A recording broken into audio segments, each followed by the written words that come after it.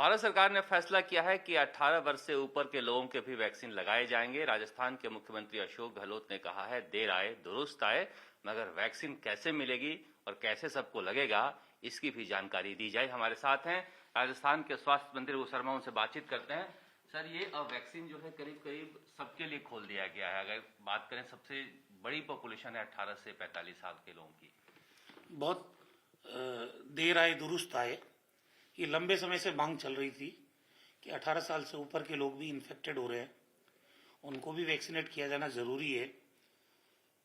सवाल ये है कि कंट्री के अंदर वैक्सीन का प्रोडक्शन कितना है और बेनिफिशियरी कितने हैं। ये आंकड़ा आज देश के किसी राज्य के पास नहीं है, और जितना प्रोडक्शन हो रहा है उसका कितना भारत सरकार ने एक्सपोर्ट किया है, कितना प्राइवेट सेक्टर को दिया है और कितना सरकारों को दिया है। ये ट्रांसपेरेंट मैनर में काम अभी तक हमें पता नहीं है कौन से स्टेट को कितना वैक्सीन, क्योंकि पहले हेल्थ केयर वर्कर्स के लिए, फिर फ्रंट लाइन वर्कर्स के लिए, फिर 60 साल से ऊपर के लोगों के लिए, फिर 45 से 59 साल के कोमोरबिड लोगों को, और उसके बाद 45 साल से ऊपर के लोग। राजस्थान में जो 2011 की जनगणना है उसके मुताबिक 45 साल से ऊपर के लोग, जो हमारे पास फिगर आया है 2,09,00,000 है, उनको वैक्सीनेट किए जाने की जिम्मेदारी भारत सरकार ने ली थी। उसमें से अभी भी अधिकांश लोग वैक्सीनेट किए जाने के इंतजार में है। हमने स्टोरेज कैपेसिटी डेवलप की, स्टेट लेवल पे, डिविजनल लेवल पे, डिस्ट्रिक्ट लेवल पे कोल्ड चेन पॉइंट डेवलप किए। सारी चीज तैयारी थी। बम्पर स्टॉक हमको दिया जाता, हम उसका स्टोरेज कर लेते। सवाल यह है कि जब 5,80,000 लोगों को हम वैक्सीनेट किया हमने एक दिन में, और पूरे कंट्री में सबसे अच्छा वैक्सीनेशन का ड्राइव राजस्थान ने चलाया। हम 1,08,00,000 लोगों को वैक्सीनेट अब तक कर चुके हैं।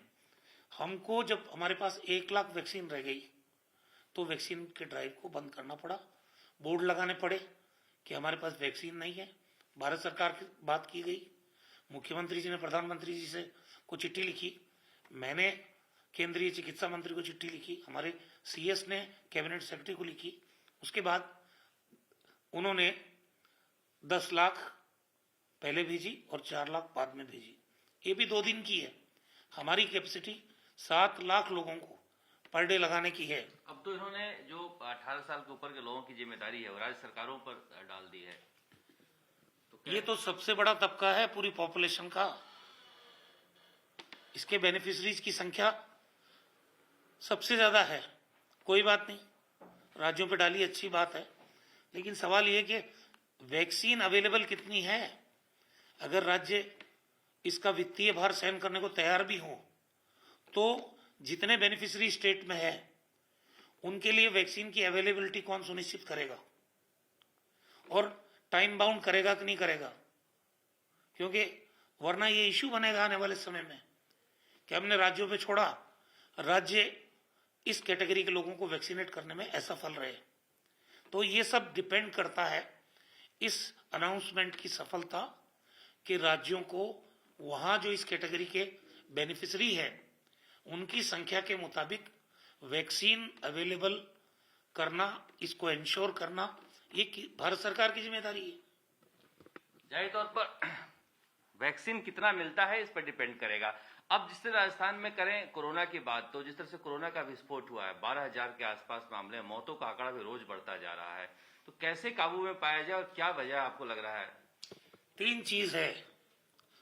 हमारे पास पर्याप्त ऑक्सीजन मिले हमको, दूसरी चीज जो इंजेक्शंस हैं, रेमडेसिविर, टोसिलिजुमैब या और दवाइयां, वो हमको पर्याप्त मात्रा में रिक्वायरमेंट के हिसाब से मिले, और थर्ड चीज है वैक्सीनेशन का जो ड्राइव है उसकी गति को हम तेज करें। हमारे पास तैयारियां हैं, वैक्सीन सप्लाई करने का काम भारत सरकार के हाथ में है। ऑक्सीजन की समस्या क्या हो रही है? ऑक्सीजन में जितने भी मेडिकल ऑक्सीजन के प्लांट्स लगे हैं देश के अंदर, उनको भारत सरकार ने अपने अधीन में ले लिया, और डिस्ट्रीब्यूशन का काम भी उन्होंने ही तय करना शुरू कर दिया। जैसे हमारे भिवाड़ी में आयोनेक्स प्लांट है जो करीब 120 MT ऑक्सीजन, मेडिकल ऑक्सीजन उसका प्रोडक्शन है। अब हमें उसमें से एलोकेट किया 65 MT। आज जितने मरीज 76,600 एक्टिव केसेस राजस्थान में है और जो भर्ती मरीज हैं उनको अगर उनकी कंडीशन के मुताबिक हम प्रॉपर ऑक्सीजन दें तो हमें 136 मैट्रिक टन ऑक्सीजन की जरूरत है। बदले में हमको 65 MT मिल रहा है और जो कोटा निर्धारित किया है भारत सरकार ने उसमें गुजरात के लिए 900 MT, 300 उनकी और रिक्वायरमेंट बताई, मतलब 1200 मैट्रिक टन, और राजस्थान के लिए 124 मैट्रिक टन। उसमें से भी सप्लाई 65 मैट्रिक टन हो रही। कल हमको बताया जामनगर से 35 मैट्रिक टन और दे देंगे, लेकिन उसके ट्रांसपोर्टेशन की और जो जिससे लाया जाएगा वैक्सीन को वो ट्रांसपोर्टेशन अवेलेबल है कि नहीं है, ये सवालिया निशान अभी है उसमें। राजस्थान कोविड मैनेजमेंट में पहले भी आगे रहा, इस बार भी सबसे पहले 15 दिन का कर्फ्यू आप लोगों ने लगाया, तो क्या लगता है कि इससे कोरोना काबू में आ जाएगा या फिर पहले से स्थितियां हो जाएंगी, लोग घर जाने के लिए भागने लगेंगे? जिस तरह से पॉजिटिव केसेस का आंकड़ा बढ़ रहा है, जिस तरह से मृत्यु का आंकड़ा बढ़ रहा है, ये हमारे लिए चिंता की बात है। हम रोल मॉडल रहे हैं कोरोना प्रबंधन में, हम रोल मॉडल रहे हैं वैक्सीनेशन में, और अब की बार भी हमारी पूरी तैयारी है। अगर हमें रिक्वायरमेंट के हिसाब से ऑक्सीजन मिल जाएगी, रेमडेसिविर, टोसिलिजुमेब मिल जाएगा और आवश्यकता के हिसाब से वैक्सीन मिल जाएगी, तो हमारा संकल्प है कि हम राजस्थान अभी भी नंबर 1 रहेगा कोरोना के प्रबंधन में। राजस्थान में बेड की स्थिति क्या है? बेड हमारे पास पर्याप्त है, बेड जितने चाहे उतने हम डेवलप कर लेंगे। कोविड केयर सेंटर बनाने के लिए पूरे जिला कलेक्टर्स को डायरेक्शन जारी कर दी गए। पिछली बार भी हमारे पास 1 लाख बेड थे, अब 2 लाख 3 लाख भी जरूरत पड़ेगी तो वो हम पैदा डेवलप कर लेंगे, लेकिन बेड के साथ ऑक्सीजन की जरूरत है। इस महामारी में ऑक्सीजन ही लाइफ सेविंग का काम करती है, या तो वैक्सीन प्रोटेक्शन करती है या इंजेक्शंस करते हैं या ऑक्सीजन, सबसे ज्यादा जरूरत ऑक्सीजन की है।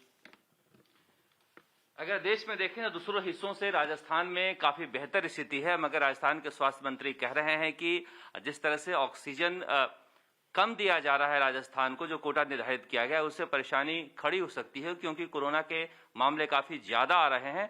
और जहां तक वैक्सीनेशन की बात है, सरकार वैक्सीनेशन के लिए तैयार है, मगर कितना वैक्सीन सेंटर दे पाएगा और किस तरह से हम खरीद पाएंगे अगर वित्तीय भार भी हमें ग्रहण करना पड़े, तो इसके बारे में कोई रूपरेखा अभी तक साफ तय नहीं हो पाई है।